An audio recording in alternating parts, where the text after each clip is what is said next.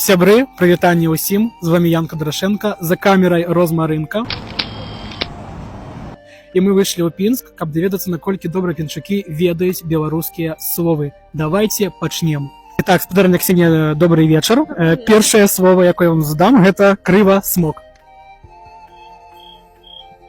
Крывасмок? Не ведаю. Ну вось, кроў, ведаеце кроў? Кроў. І смок, смокча. Ага. Смокча кроў. Вампір? Ну, амаль.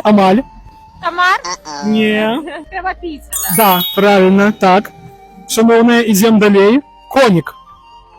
Лошадка. Не, гэта ўвогуле не лошадка. І пра яго песенька ёсць. Да, і пра яго яшчэ песенька ёсць. Абібок. Абібок? Угу. Ну, кажуць вось, ляжыце кабібок. Лежебока. Амаль, яшчэ варыянт ёсць. Які нічога не робіць. Так, лінцяй, бездельник, будем так. Смок, самае цікавае беларускамоўнае слово. Смок ляціць, дыхае агнём. Дракон? Правильно, дзякуй вялікі. Добрага вечара вам, усяго найлепшага.